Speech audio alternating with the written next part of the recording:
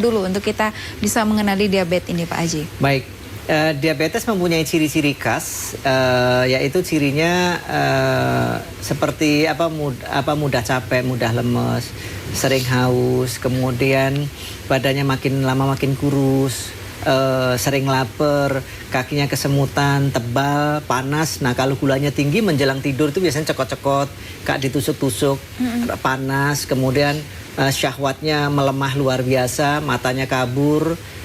Kemudian yang paling nyata ya misalnya secara fisik itu pipisnya biasanya dikerubungin semut gitu kan. Tapi ingat ada beberapa penderita yang tidak mengalami ciri-ciri seperti yang saya sebutkan. Oh, saya nggak haus kok, saya nggak sering pipis kok, saya nggak saya nggak mudah ngantuk, nggak mudah capek, kaki kesemutan juga nggak ada.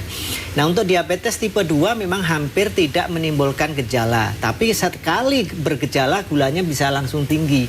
Biasanya diabetes tipe 2 itu yang nyata adalah ketika badannya sudah makin kurus atau tiba-tiba syahwatnya melemah hingga mati total. Dua itu biasanya yang dialami oleh diabetes tipe 2. Diabetes tipe 2 itu apa?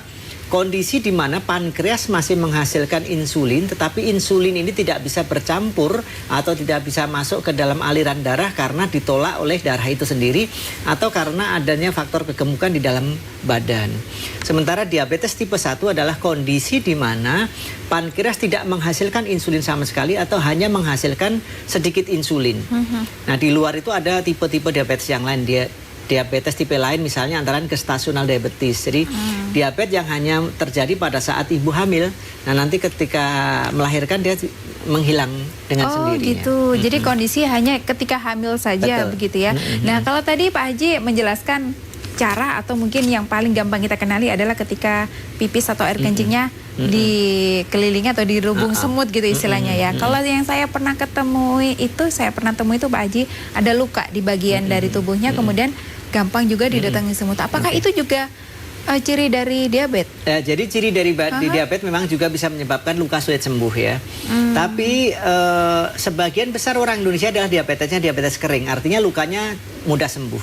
Saya ada pasien, saya bilang, Bapak kemungkinan besar ini diabetes. Enggak kok Pak, kalau saya luka itu mudah sembuh.